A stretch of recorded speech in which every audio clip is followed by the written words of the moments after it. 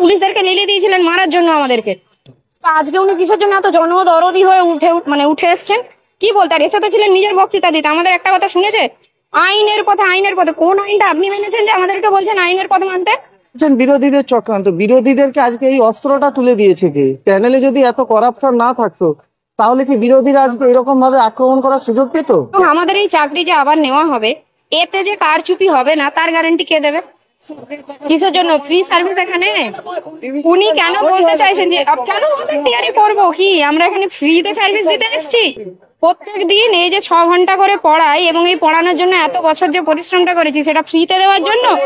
আর বাচ্চাদেরকে গিয়ে পড়ানোর জন্য স্কুলে কেন পড়াবো? তাহলে আপনি টিউশন পড়ান, আমি টিউশন পড়িয়ে দিচ্ছি। স্কুলে গিয়ে পড়ানোর কি দরকার আছে? ওই বাচ্চাকে আমি সব বাচ্চাকে বলবো স্কুল ছেড়ে চলে আসো টিউশন পড়তে আমার কাছে। ফ্রিতে কোনো সার্ভিস নেই। আর সবচেয়ে বড় ব্যাপার, এত বছর খাটানোর পরে, এত বছর এই জায়গায় পৌঁছানোর পরে যদি বলেন ফ্রিতে সার্ভিস দিতে, আপনি পুলিশে দিয়েছেন ভলেন্টারি, আপনি নার্সিং এও দিতে চেয়েছিলেন, পারেননি। মানুষ মরে যেতে পারে, তখন আপনার গতি চলে যেতে পারে। এখন আপনি এসছেন বলতে চাই যে ভলেন্টিয়ারি সার্ভিস দিতে, মানে টিচারও ভলেন্টিয়ার হবে 26-এর ভোট অনুযায়ী। 26-এর ভোটের আগে আমরা সব ভলেন্টিয়ার সার্ভিস দেবো, তারপরে আপনি বলবেন আপনি আমাদেরকে চিনিও না, তোমরা যাও, টাটা বাই বাই।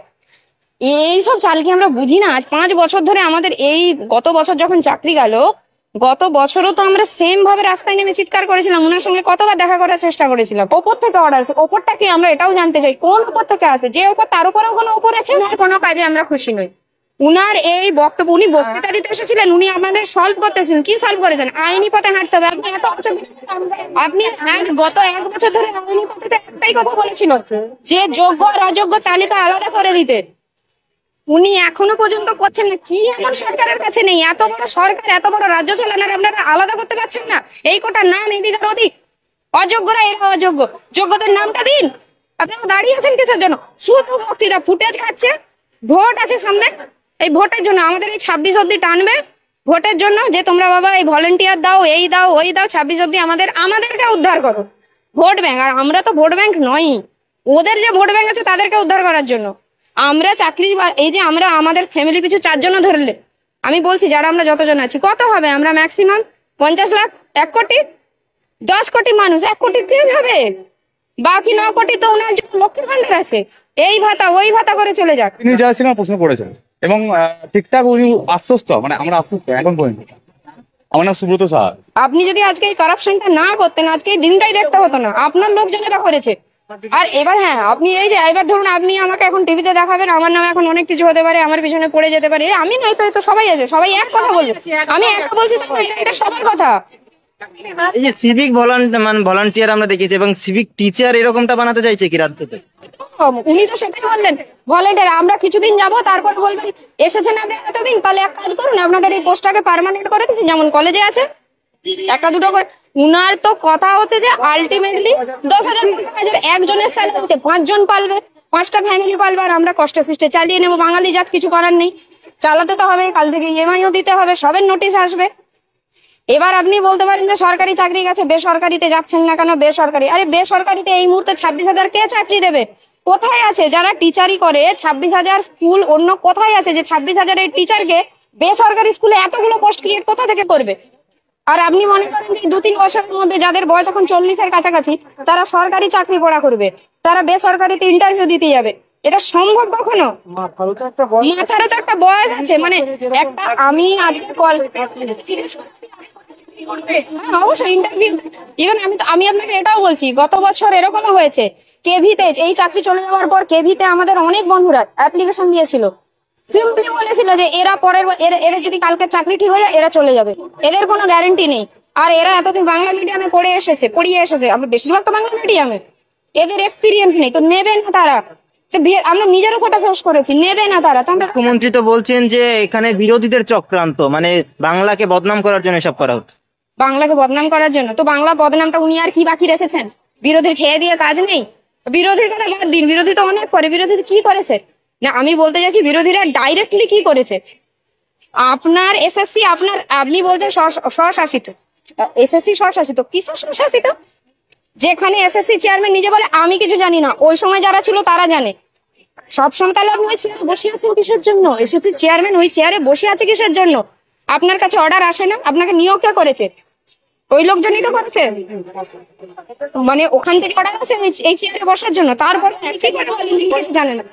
মিটিং এ আপাতত আমরা আশ্বস্ত হলাম, আমাদের চাকরি থাকছে, আমরা যোগ্য যেহেতু।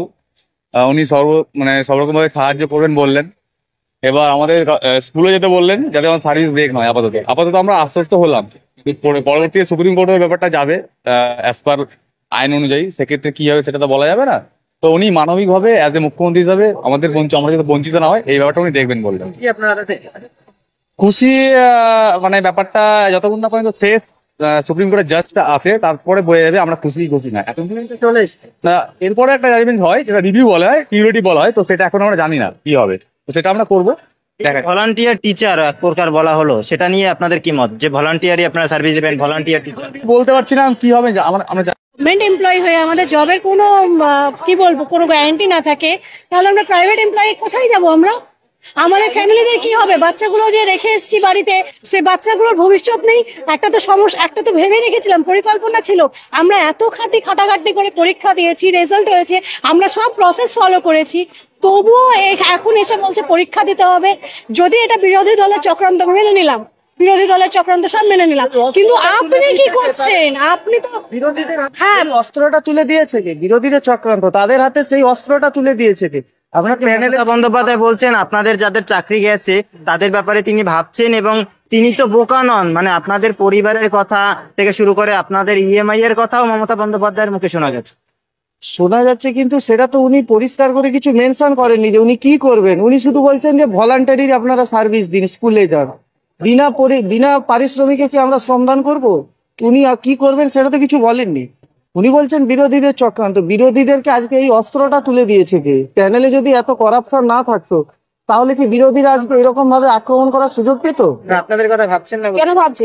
কোথায় ভাবছেন না? ভাবেন তো, চাকরিতে ডিএ দেয় না, যে উনি আসার পরে একটা এসএসসি হয়েছে, আজকে ডাব্লিউবিসিএস হয়, প্রত্যেক 2 বছরে একটা করে মানে নিয়োগ হয়, পুরো একটা টাইম লেন্দি প্রসেস। আগে যেটা অনেক তাড়াতাড়ি হতো সেটাও লেন্দি প্রসেস, এবং সেটা দিনের পর দিন টাফ হচ্ছে, সিট সংখ্যা দিনের পর দিন কমছে। তাহলে এতগুলো মানুষ যাবে কোথায়? আর আমাদের আজকে এই যে বলছেন যে পুরো অর্থনীতিটা ভাঙছে, এটা নিচের তলার মানুষদেরকে কেউ বোঝাতে পারছে না। আজকে আমার বাড়িতে 3 জন, ধরুন আমার বাড়িতে 2 জন কাজ করে, কি 1 জন কাজ করে, কি আমার বাচ্চাকে একটা কেউ পড়াতে আসে, আমি তো কালকে সবাইকে ছাড়িয়ে দেবো। তাহলে ওই লোকগুলো কি ভাতায় সংসার চলবে ওদের? ও এই যে এতজনের প্রত্যেকের বাড়ি থেকে যদি একজনও কাজের লোক বেরিয়ে যায়, তো ওদের কি ভাতায় সংসার চলবে? আমার এটাই জানার কথা। সিস্টেমটা তো এইভাবে নষ্ট হচ্ছে, আমার নিচে যে তার নিচে যে তার নিচে, যেভাবে তো সিস্টেমটা নষ্ট হচ্ছে, এটা তো কারোর মাথায় ঢুকছে না, এটা বললেও কেউ বোঝে না। ইভেন আমি তো বলছি আমার বাড়িতে মানে যে 1 জন কি 2 জন আমি বলছি আমার বাচ্চাকে যে পড়াতে তাকে বললো, সেও বোঝে না আজকাল এমন অবস্থা হয়েছে।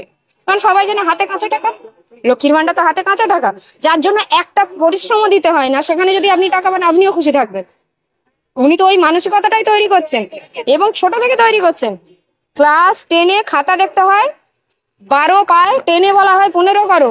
আবার এরকমও হুমকি থাকে যে যদি প্র্যাকটিক্যালে 9 পায়, 15 নয় 16 করো।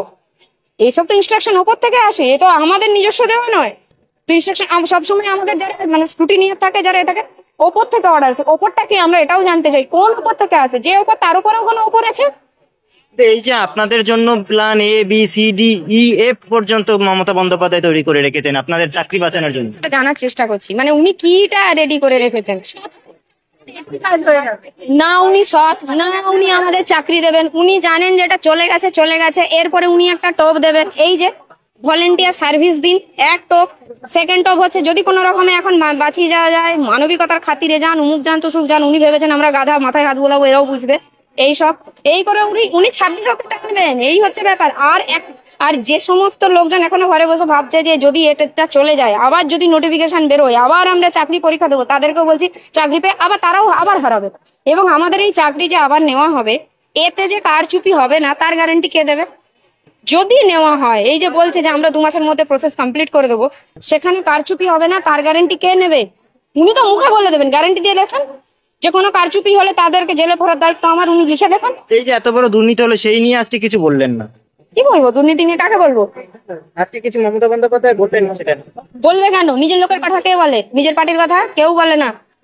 উনার দলের লোকজনই তো করেছে। উনি যদি অত বড় নেত্রী হয়, উনার কাছে খবর ছিল না যে উনার ঘরের লোকজন কে কি করে? আপনি ঘরের মাথা হলে আপনি জানেন না বাড়ির লোকজন কে কি করে? সব জানে। জানবে না কেন? এই মুহূর্তে আমি খুশি সেটাও বলবো না, তবে কিছুটা আশ্বস্ত এটা বলতে পারি। কারণ উনি বলেছেন যে উনি 2 মাসের মধ্যে মানে রিভিউ পিটিশন এবং তারপরে ফার্দার কিউরেটিভ এই প্রসিডিংস এর মধ্যে ওনার সরকার যাবে এবং চেষ্টা করবে যাতে, উনি বারবার বলেছেন। আজকে একটা প্রথম শুনলাম ওনার মুখে যোগ্য এবং অযোগ্যর বিভাজন। উনি বলেছেন যে যোগ্যদের চাকরি তো কোনো মতেই যাবে না, বারবার বলেছেন এই কথাটা। এবার বাকিটা কি হবে সেটা আমাদের পরের দিকে নজর রাখতে হবে। তবে স্যালারির ব্যাপারে উনি স্পষ্ট করে কিছু আমাদের বলেননি। উনি বারবার বলেছেন আপনারা শিক্ষক, আপনারা বুদ্ধিমান, আপনারা বুঝে নেবেন 2 মাসে কি হবে। এটা নিয়ে আমরা এখনো ধন্দে আছি। আমাদের অ্যাডমিন প্যানেল ওনাদের সাথে এখনো কথা বলছে, সেই অবস্থায় আমরা বেরিয়ে এলাম। তবে কিছুটা ক্লারিফিকেশন তাদের কাছ থেকে আমরা এরপরে জানতে পারবো যে আদৌ আমাদের স্যালারি বন্ধ হবে নাকি স্যালারি চালু থাকবে। তবে বারবার উনি বলছেন যে আপনারা শিক্ষাঙ্গনে ফিরে যান, আপনারা মানে আপনাদের স্কুলে যান, মানে কন্টিনিউ করুন, কিন্তু বেতনের প্রশ্নে উনি ঠিকভাবে কিছু বলছেন না। আমরা কোনো ভলেন্টিয়ারি সার্ভিসের মধ্যে যেতে চাই না, আমরা সসম্মানে সবেতনে আমরা চাকরি করতে চাই। এবং এখনো মানে আমরা যখন বেরিয়ে যাচ্ছি তখনও অ্যাডমিন প্যানেল ওনার সাথে কিন্তু কথা বলছেন এই ব্যাপারে। তো বলছেন পুষিয়ে দেওয়ার কথা বলছেন, পুষিয়ে দেওয়ার কথা বলা হয়েছে, মানে বলেছেন আগামী দিনে পুষিয়ে দেবেন। আগামী দিনে পুষিয়ে দেবে এই কথাটা বলা হয়েছে। কিন্তু তাতে কি আপনারা আশ্বস্ত? মানে আমরা এখন পর্যন্ত আমরা এই ব্যাপারটা নিয়ে ক্লারিফাই করতে মানে ক্লারিফিকেশন পাচ্ছি না। অ্যাডমিন প্যানেল ওনাদের সাথে কথা বলছে, একটু আমরা ধন্দেই আছি। তবে উনি বারবার এই একটাই আমাদের পজিটিভ আমার মনে হয়েছে পার্সোনালি, যে এতদিন উনি টেন্টেড আনটেন্টেড বলে কথা বলেননি, যোগ্য অযোগ্য বলে কথা বলেননি। আজকে উনি বললেন বা বলতে বাধ্য হলেন, উনি বারবার বললেন যে যোগ্যদের তো আগে আমরা দেখব, তারপরে আবার এটা অবশ্য বললেন যে যারা অযোগ্য বলে তাদেরকে দাগিয়ে দেওয়া হচ্ছে তারা আদৌ অযোগ্য কিনা সেটাও আমরা আমাদের সরকার ইনভেস্টিগেশন করে রীতিমতো তদন্ত করে তাদেরকে দেখা হবে। তবে আগে যোগ্যদের নিয়ে ভাবা হবে।